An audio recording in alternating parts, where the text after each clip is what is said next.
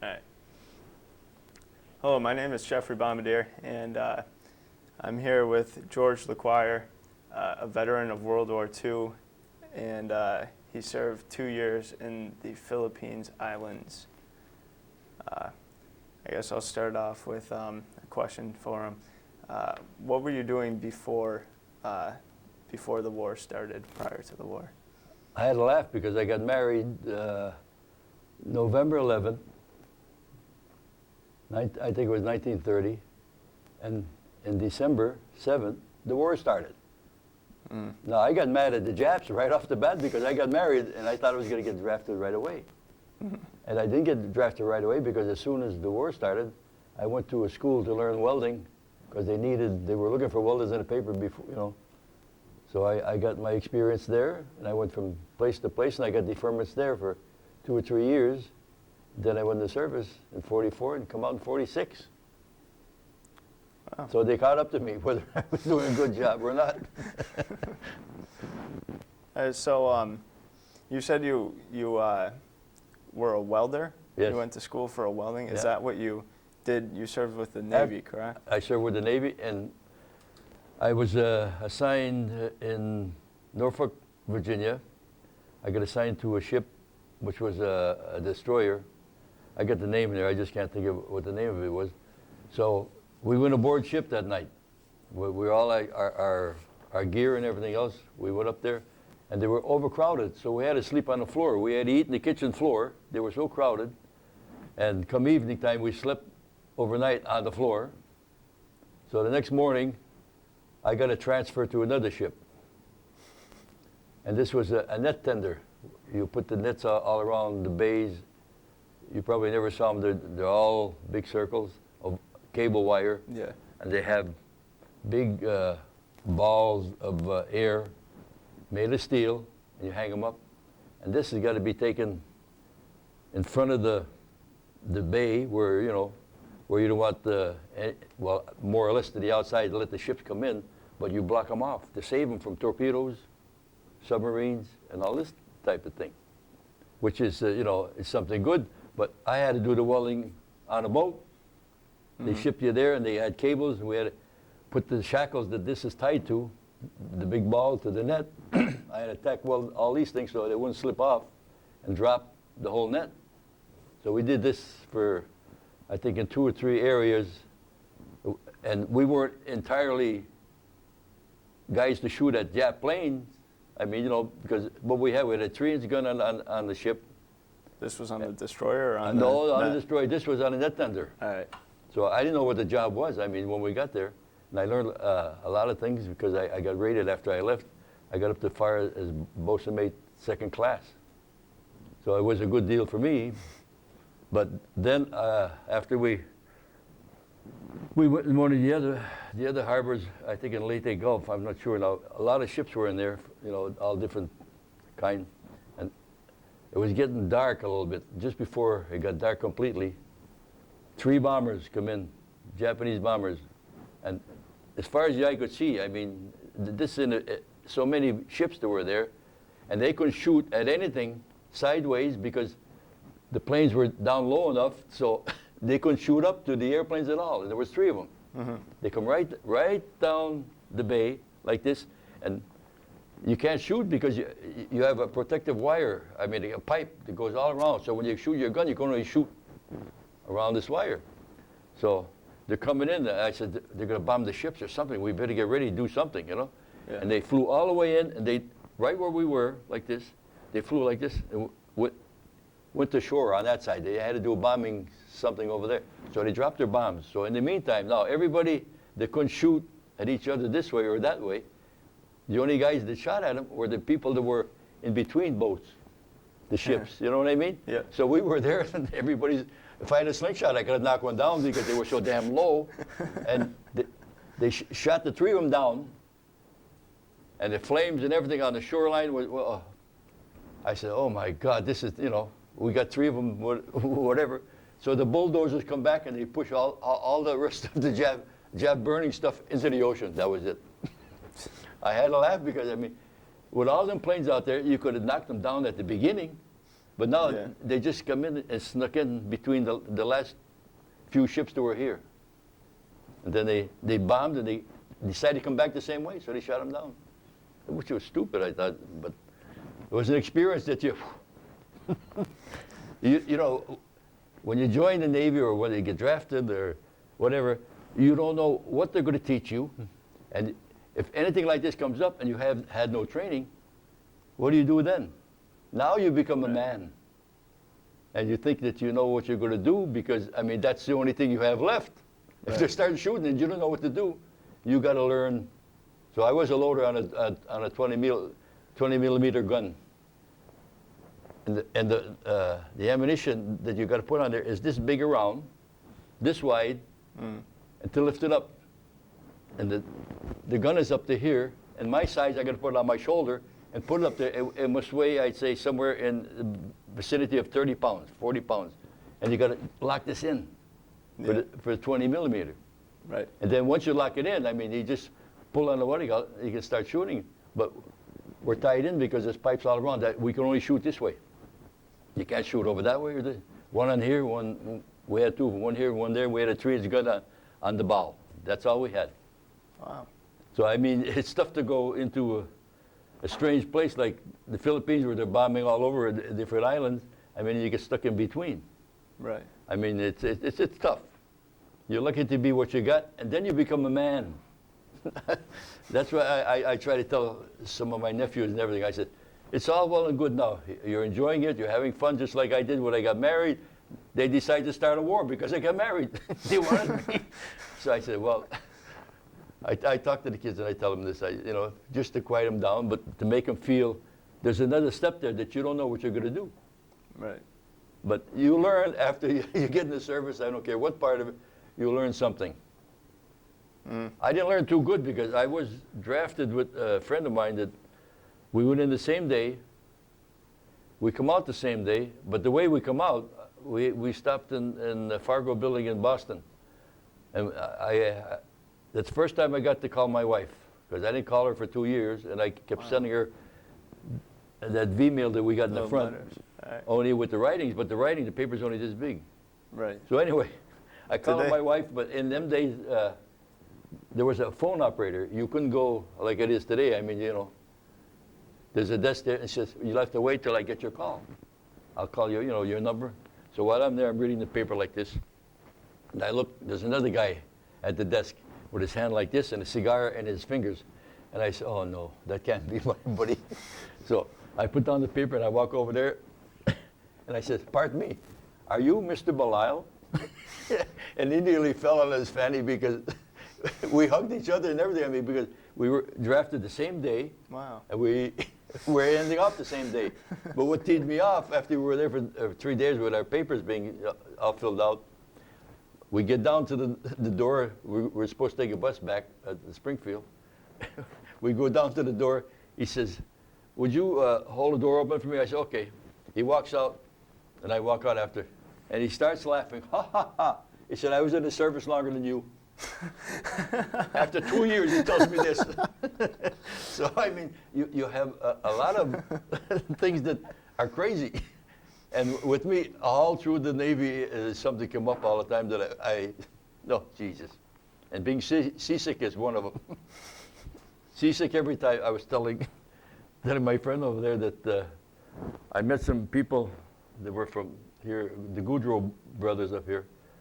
And one of their brothers got killed. He was not during the war on a PT boat. And so they decided to join the PT boats. So we were in somewhere in the Philippines. I can't remember all the islands. And I met these guys, and he says, why don't you come aboard? I said, okay. Not aboard, but I'm in ashore. So we went ashore. We took pictures. I think I got a couple of pictures in the front. And I let it go at that. I said, geez, these are PT boats. Of course, his brother got killed in one of them. So I said, well, geez, you know, we're taking off tomorrow, so I said, hope I'll see you again. Never saw him again. So I said, well, hey. So we anchored someplace, another place that we stopped. Another PT boat comes up our side. I said, well, the guy says, can anybody paint the name of our boat? This is an Army guy. They got PT boats too for different things. I said, sure, I'll do it. So we were anchored right here. and he ties up there. So I get the paint. I ask the captain if I could paint it. He says, "Sure, go ahead."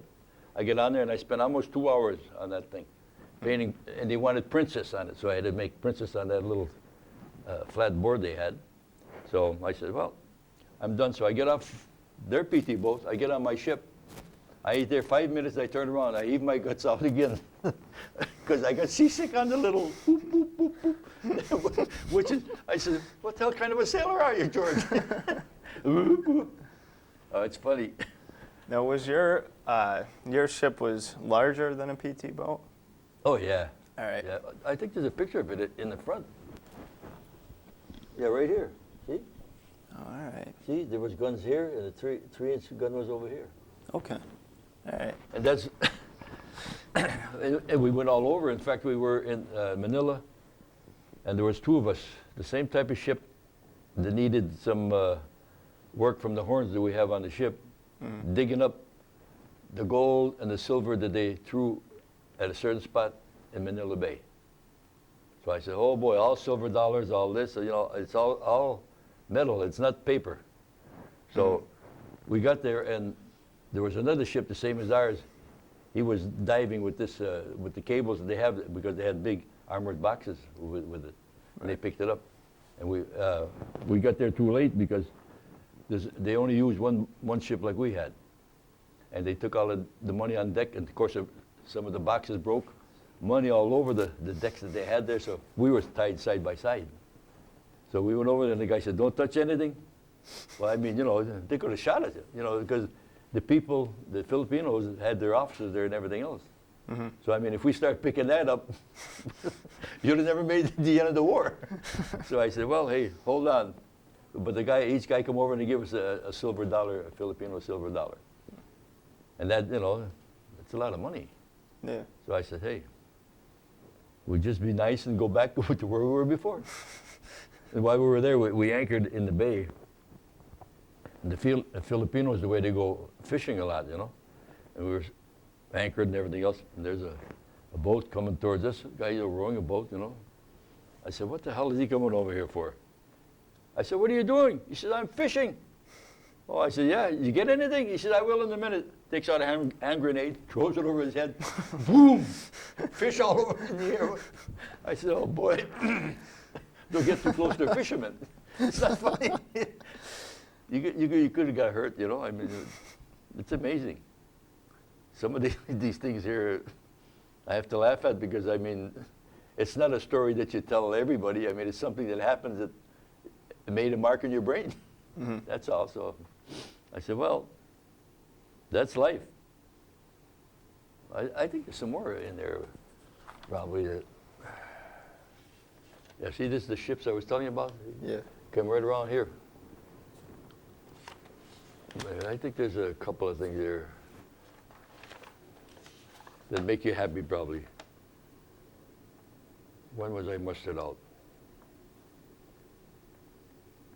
Oh, yes. January in '46, I was ready to go home. That's when the war was over. And it says here that I came home on the USS Tazewell.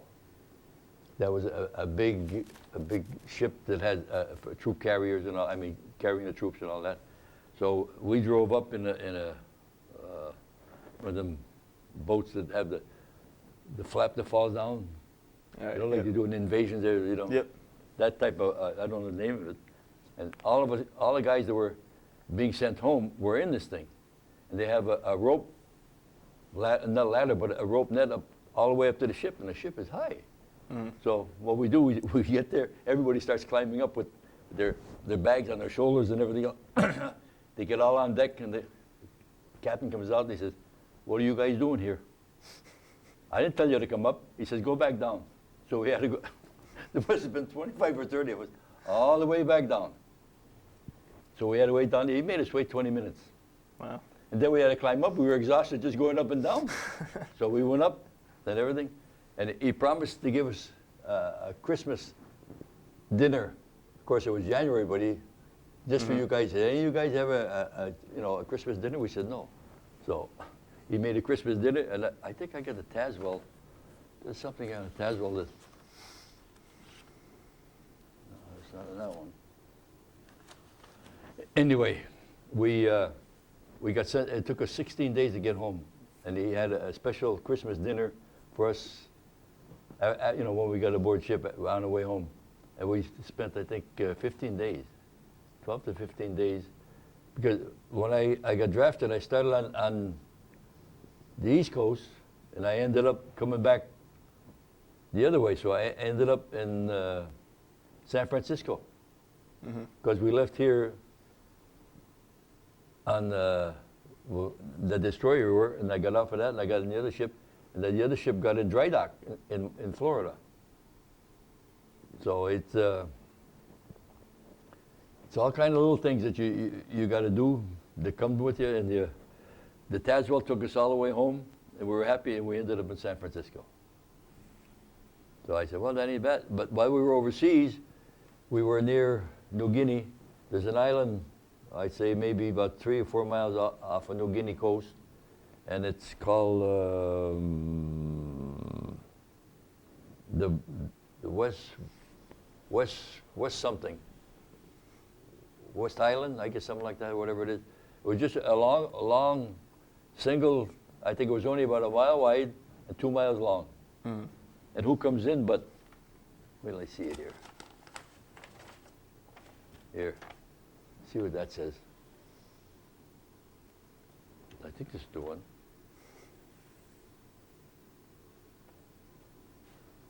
It was Bob Hope, Francis Langford. Read a couple of them things. That show was held outside, and it was raining, pours and dogs, raining, and everybody went out there and they sat on a wet. We didn't have much raincoats, maybe just a little towel over your head, and we watched. They performed the whole show for us. Francis Langford and the crew he had there. I mean, everybody got soaking wet. They were so damn happy to see him. I mean, after not seeing anything or doing anything for a long time, just a little show like that puts you back on your feet. Mm. That's hard to believe. The island was only, like I say, 2 miles long and 1 mile wide. And that's when we started to follow in with the big ships that were going towards the Philippines. They had, we had to tow a barge, with these big barges, these square tanks with a hut on it, an army hut on it.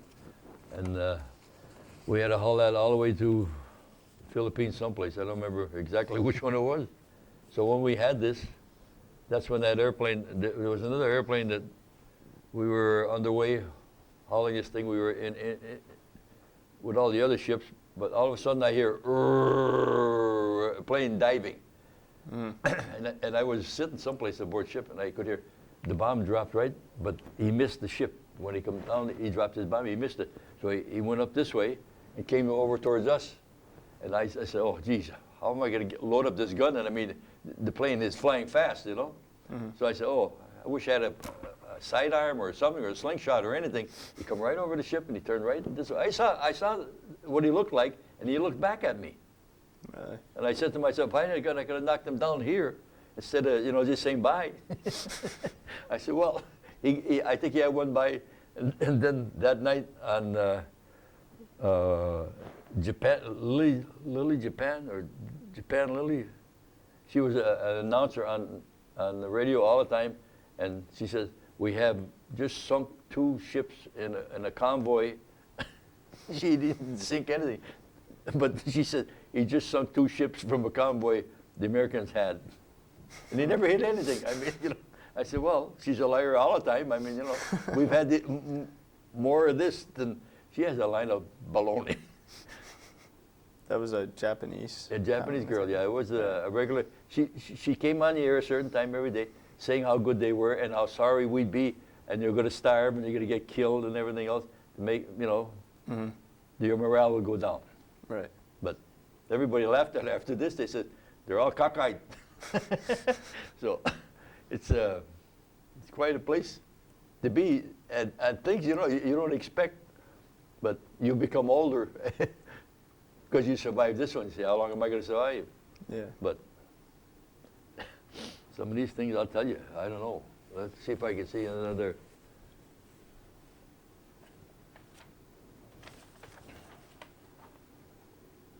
Oh yes, I put this in. On our ship we had cork life-saving boats. You know what I mean? Mm-hmm. They were shaped like this, and inside they had ropes and everything. But everything on the outside was all cork, but it was coated with a paint of some kind. So before we went on a long trip, the captain says, "We gotta check our lifeboats." Okay. All we had to do was pull 2 strings on each side because they were like in a knot, but tight enough to unload by just pulling the 2 strings. So one guy got on one end, one guy, and it's above, you know, on the side of the ship. So we pull the darn thing. Are you ready for this? Yep, we pull the darn thing. The lifeboat falls in the ocean. It breaks up into a million pieces. Oh, I says, "Oh Jesus!" And we're gonna go into the Philippines holding a cork. So we tried the other one. We had one on each side, you know. So we go to the other side. We pull the strings again. Whoosh, boom. Same All thing. corks. We had corks all over the ship outside. I said, "My God." So anyway, the captain says, "Oh yeah." So we were close to some shore. He went over. And he come back with 2 rowboats. I mean, real, you know, fairly big ones, you know. I said, "Well," I said, "Are you going to drop these again and give it a shot?" He said, "No, we're putting them up. We're not going to worry like the other one." You know, it's surprising how you figure everything is good for you. You know what I mean? Right. Yeah. You got ammunition, you got a good lifeboat, you got this and that, and nothing works. We'd have been better to take slingshots with shells on them and shoot them. I mean, because you know, another time I had a laugh. There's a fella here. He was right here. I think it's on this one. There was a guy here that he was like a servant for the officers. You know, they got their own dining room and everything else. And Yeah. the guy was, I think, about 6'2". He had a big head, but he was, I mean, he could have been a wrestler or a boxer, you know. And me and my buddies from Boston, we got to be friendly and everything else. And he says, "You know how to give haircuts?" I said, "Yeah, I give haircuts back home." He said, "Yeah." He said, "How about you and I giving haircuts today?" Because the chief asked him, he said, because the guys were getting long hair for, you know, you can't just cut them off. I said, "Okay, well, I'm a barber too." I said, "Oh, I'll help you." So the guy, the big colored guy, used to, you know, be like a waiter for the officers. He says, "Can I get a haircut too?" And he had hair. I mean, like, no, you know. I said, "Sure, I'll help you. I'll cut your hair." So I had clippers, but there was the hand clippers. You clip them a little bit here. Now I said, "Can you go around the ears and make them pretty good?" I said, "Sure." So I asked my buddy. I says, "You got a razor here?" He said, "Yeah, well, one of them that open up like, you know, like the barber uses." Yep. I said, "Well, I'll do it." So I take his ear. I put a little soap around his ear, you know, suds. So I take the thing. I wipe it off with the comb. I take it like this. I keep cutting it, wiping it, cutting it and wiping it, cutting it, wiping it. The next day he shows up after I got done with him. He comes over. He had scabs, red scabs, all around his ear. I says, do you know you get scabs on your ear?" He says, "No." I said, "Well, I think my razor was a little sharper, and I wasn't quite doing it right." And everybody would watch. I mean, you wouldn't want to laugh at him too much because he was too big. But that, you know, you try to do something good and it comes out lousy. So that's life. I don't know. One story after another, I guess. Wherever, well, that's life rap. I have a question for you. Yes. About these letters. You said that they were, you know, they're obviously small sheets. Yeah. Were you restricted on the amount of letters that you could, like No. the amount of sheets that you could write? Well, the letters were only that size. I mean, you know, you couldn't write very much. Right. But the captain has to read every letter that you write through him, because they're afraid if there's anything that, you know, you will probably tell your wife where you are, you know, and Right. when you write back. So it's quite a thing not, you know, to keep away from. You just don't. But all the officers have to do that. And at home, I got a box, a cardboard box, and I must have close to 200 letters made out of that. I mean, to write to my wife because I had a little boy then. Mm-hmm. So every time I get a chance, I'd write on probably twice a week, 3 times a week. But I have to go through. You can't mail them. You know, just say, give me your letters and mail them in the mailbox right here. You got to go wherever. And the captain would save all the letters, but he'd have to wait till he got to a port where he could have it shoved off. Because my wife says sometimes she'd be 2 weeks without a letter. And I say, geez, I wrote 5 or 6 of them. You should have got one, but you can't. I mean, you write them aboard ship, they stay there. Right. Till you dock someplace. And I still got the box at home. My wife thinks I burned the letters, but I still got them home. I ain't gonna show them to her either. She's liable to hit me. It's quite a world when you see. And these are the two brothers that their brother got killed in the PT boats. Well, here they are. Here, I'm right. That's them there, and that's us where we met them. See, and there was one of these docks that they dragged that time I told you we were in a convoy. Yep. They dragged us all the way to an outlet that we were in the Leyte Gulf, and we had to lay all these anchors like this. Of course, you have like pontoons on the side here, all decks pontoon with all the chains in it, and you'd have the ship pull these out and drop them close to the ground. Then you pull on the other side. You go on the other side and pull them. So you got one dragging, you drop the other one on the other side. So they had I think it was an English destroyer or battleship that went in it, and they had a hole in the side right near the bow, big hole. So of course that sinks. This whole thing goes down in the water, and then the ship drives in. Then they take the water out of the air, right. out of the tanks. So that's our part. I mean, you get so that, you think you did a good thing by saving, but you don't know how many guys died when they got hit. Because some of them holes, you could put all this stuff in it with no problem at all. Now, this was done to repair ships that were hit? Because there was one that came in when we were in the Leyte Gulf. He was coming in on the side this way. He had a hole. You could put an airplane in it, I mean, with no sweat. Yeah. So they have to go into the thing like this. And when that's down, the ship goes there, even though it's on the side. Now they probably let it go to fill up, and it stays on the ship anyway because they got the V thing. So if you're this way, you still follow the position. Then they'd repair them. But I mean, there are jobs there that saved a lot of ships, a lot of lives, and everything else. But it's different view when you look at these things and what happens to them and how they get better. You know what I mean? It's it's the same thing with the wounded guys. I mean, a lot of guys they got no legs or something. You go on the docks. We were in one place, Subic, I think it was. They have a nice dock, and they have a jail there. I had to laugh at the jail I had because that fellow that I give the haircut to, I guess he insulted the officer or something. I don't know, just what it was. But they wanted somebody to take him ashore because they have shore patrol there, I guess, or something. So they have big docks. So we get in the boat, and the captain says, "Here, put on this." He gives me a 45. Now I feel like Tom Mix. So I said, "What are I going to do with this guy?" He said, "You just turn him over to the shore patrol." I said, "Okay." So I go there, and they have steel like closets together. They're 6 feet tall, about 3 or 4 feet deep. You got 5 or 6 of them. So I turn it over to the guy. He puts them in there.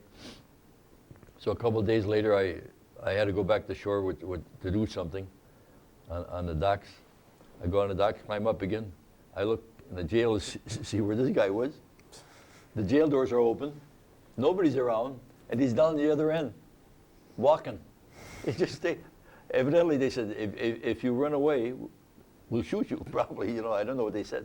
But I mean, here he is walking up and down the docks, free as ever. I said, I asked him, I said, "How do you like this place?" He said, "I love it." He said, "All I do is walk. They feed me and everything else. I don't have to do any work. I don't have to wait on anybody." I said, "Oh, geez." So I didn't want to go back to tell the captain that. I said, no, he's okay. He's in jail. I mean, you ain't going to do that to a guy. What the heck? He did his job, right? So it's one after the other that happens. Let's see. Now, in the paper that I had gotten, it said that that you had actually joined the Navy instead of being drafted. No, You were drafted? I was drafted, yeah. All right. There was only, I don't know if I think I got see that ship, I want to go, I think it's in this one.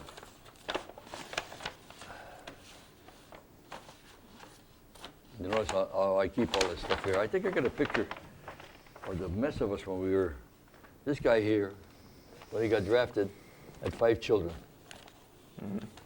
5 children. And they draft them yet. Figure that out. And one of these guys here that's in there, well, I don't know what ships they got on. If they got on ships that, like I did, because some of the guys didn't get off the destroyer, and they sunk them. Just want to see if I got that picture of this guy.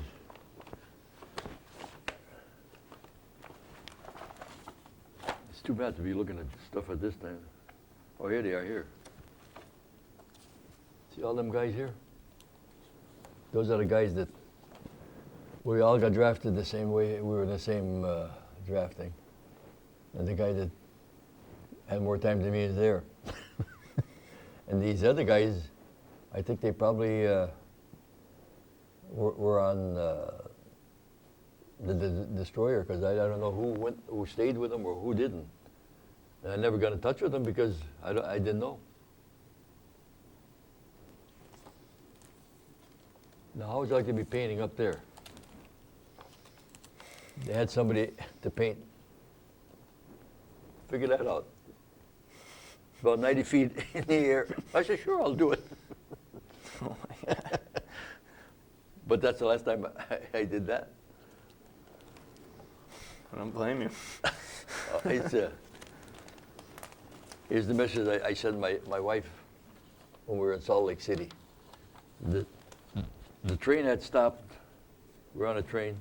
The train had stopped, and there was about 2 feet of snow. And they stopped for a while, and there was a building down about a quarter of a mile. The guy said, yeah, it's Western Union stations out nowhere. They stopped. They said, if you want to get some hot dogs or something to eat something, because I guess the train they weren't serving you, you know. So I went out there. This is what I wrote on what do you call it. And we had to come back. They were leaving as we were going back. We had to run through the darn snow, which was that deep. And that's the only letter I sent. From there, I went to San Francisco. Another part, they had a big ship there. In fact, I think it was the one that they gave us the Christmas. Yeah. Christmas, what do you got? We pull in the dock, okay? Everybody said, oh boy, we're getting home. And they wouldn't let you off right away because everybody's anxious to get off. So we wait a while. The guy talks on aboard ship, and everybody hears him, right? He says, okay, any of you guys got any government property? You better get rid of it now, or you're going to be put in jail. We're on that big ship, right? Mm-hmm. The ship is like this. Now everybody runs to one side away from the dock. The ship goes like this. There must have been 500 guys on that side getting rid of what they stole. Honest to God. Oh, some of the things these guys had, I mean, I thought they bought them. Mm-hmm. But nice boxes with all kind of tools in the darn thing, you know what I mean? Guns. Some of them got some from the Japanese or something, you know. So I don't know, some kept it because my buddy kept his. But the other type of guns, even the guns that you were given while you were there, you got to give them back. These guys were taking them home. Well, I said, oh boy. Everybody was glad. They want to take everything. And one day, got ashore, they had a big huts, like, you went in there and everybody took off the clothes that they had because you never changed it almost every day because you drive for 15 days aboard ship. I mean, you can't do much washing. You just, when we got there, they filled up the barrels in places where we had to change up. This high boots, the whole thing. I mean, it looked like a place where you could get any size shoe you want, any size pants you want, any size shirt, but it was all Army, Navy, and everything else. Oh, I said, boy, the guy that picks up all this stuff, he can sell it for, some of the high boots and, oh.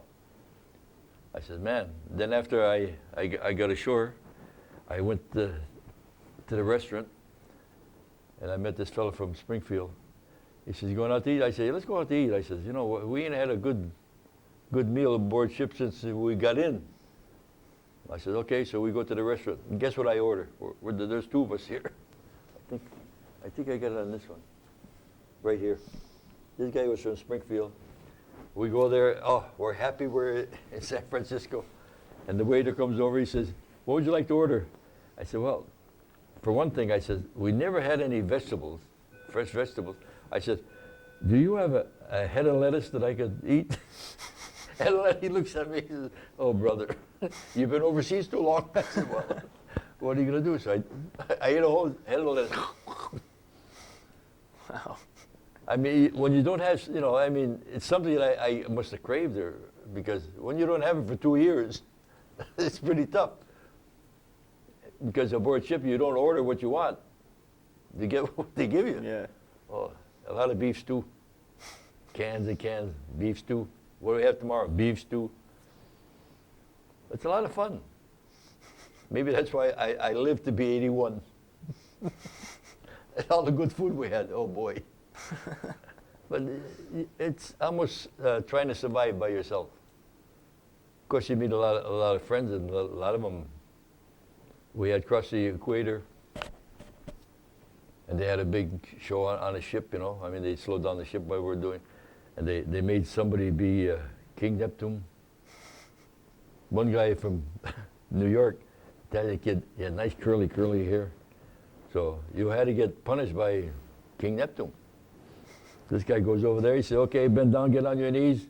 The guy grabs him, he got an electric hair cutter right down the middle, 2 passes. The guy was bald. I said, oh, Jesus. Another guy, I guess, went up there and they had some paint, so they painted his legs red. It was all kind of stuff like that. I said, oh, Jesus. I don't remember what I got, but you're supposed to get initiated when you cross the equator.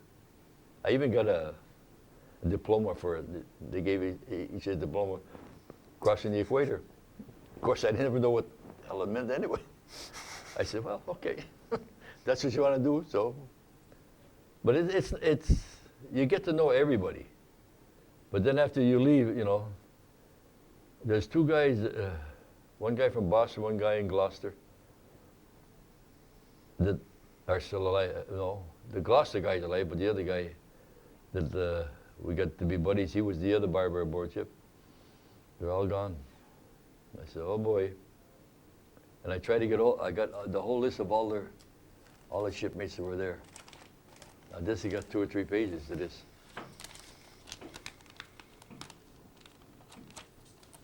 These are all the guys that were aboard ship. I didn't think we'd have that many people.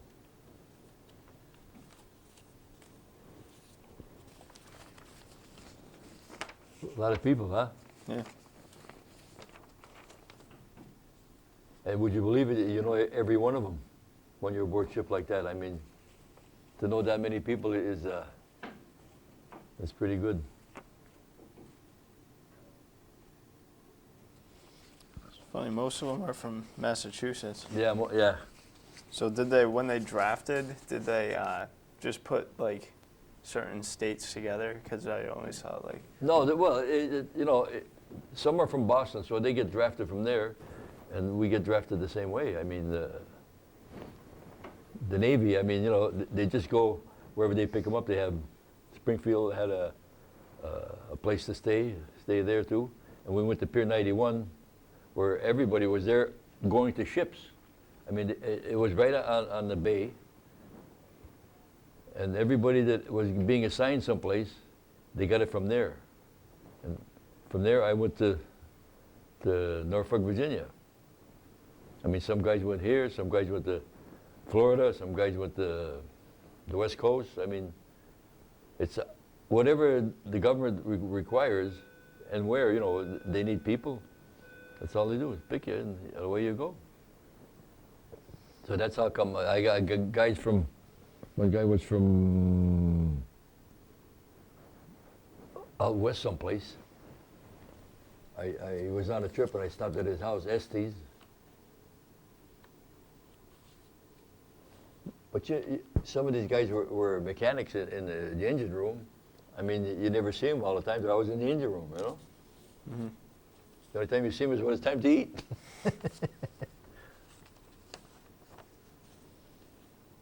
There's a lot of them.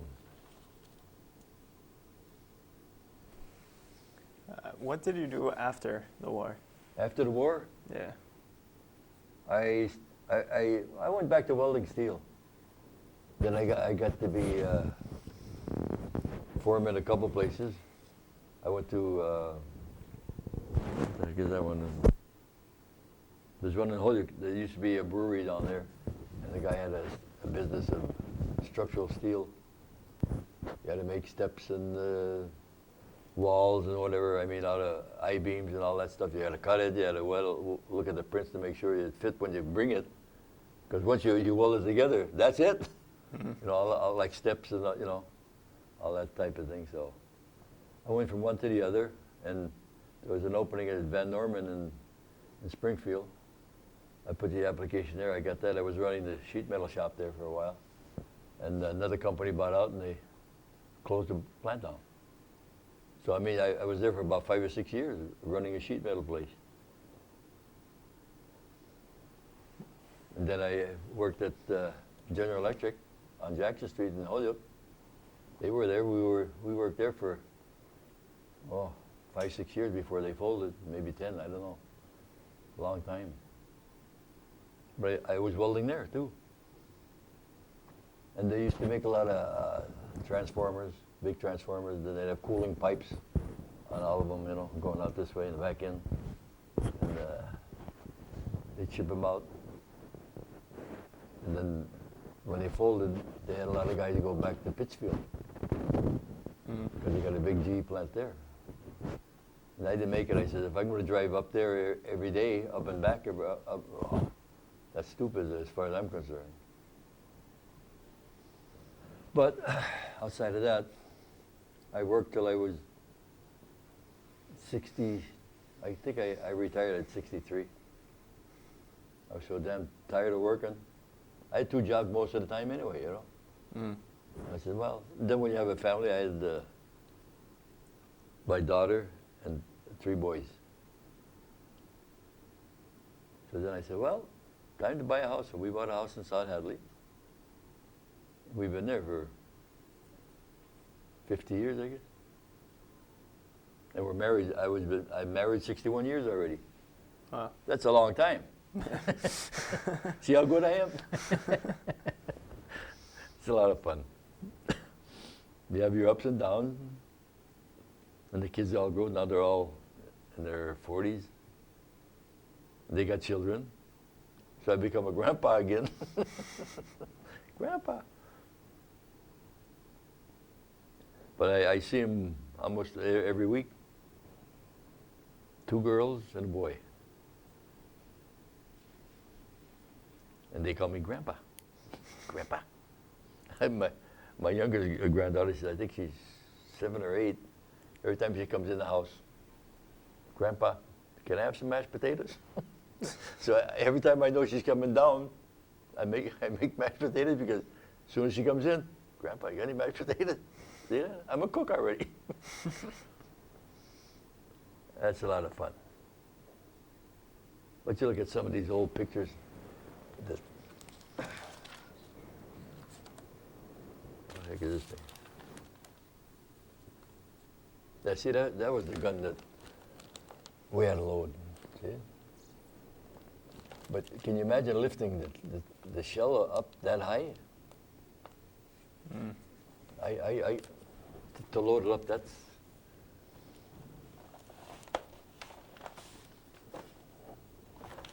to continue.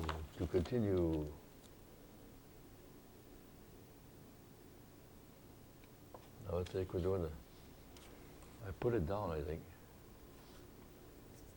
I want to see what the destroyer's name was. I think it's sunk. I don't know where the hell it is. I don't know. But they said if you want some pictures, you can have pictures. I think I get some writing on all of them. That's the same guys again. Can't get rid of them.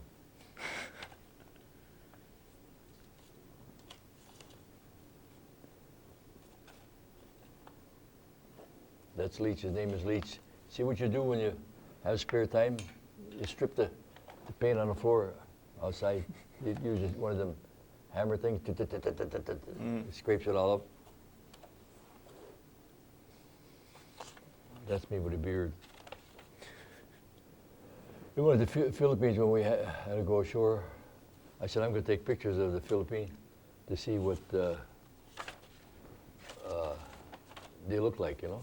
In the back it's written some of the stuff, I guess. I went to see this guy, and he died. This guy died, and this guy's living, the only guy living that I know of. Yeah. Every time I look at it, I get sick. This guy used to live in Springfield. Name is Strait, Ralph Strait. Yeah. See how fat I was?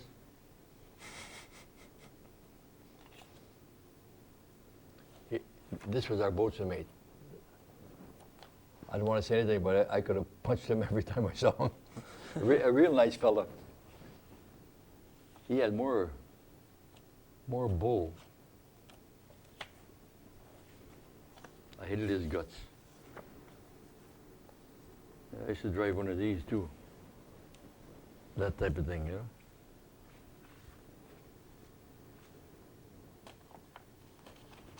This is the landing craft? Yeah. Is that what that is?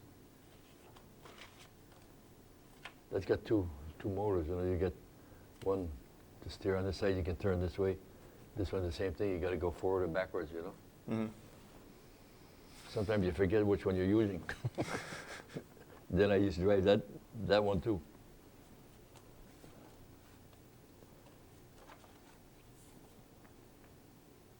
Oh, remember I told you the boat with the cork, life-saving? See them on the side there? Yeah, Those are the ones that go down. I don't know. How much time we got? We're all gone. 5 more minutes? All right. You want to sing some songs?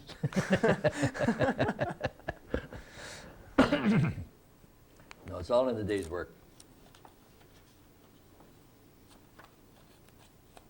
But I went to California to see one of the guys that used to live in Boston.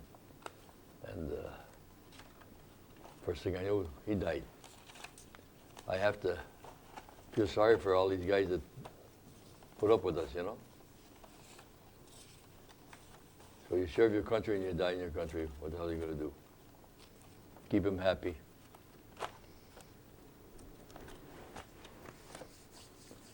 So it's a long, long trip to Tipperary. And I can put these away for good. Steady, steady. See, I took all the notes, some notes on where we went, what we did, or whatever.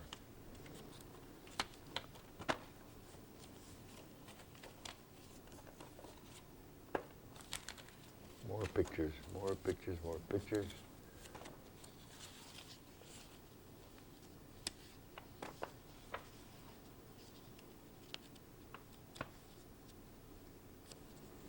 They give you thanks. Ho, ho, ho, ho, ho, ho. The government sends you a letter saying how they appreciated whatever you did.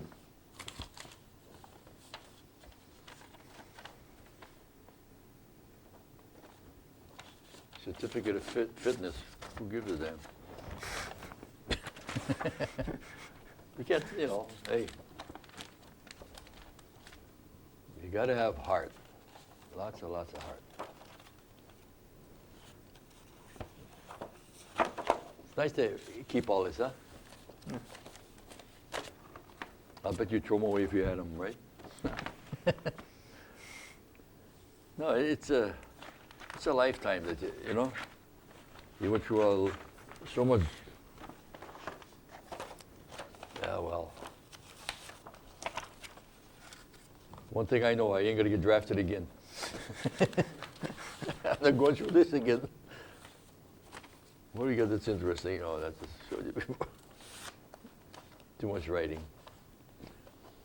Oh well.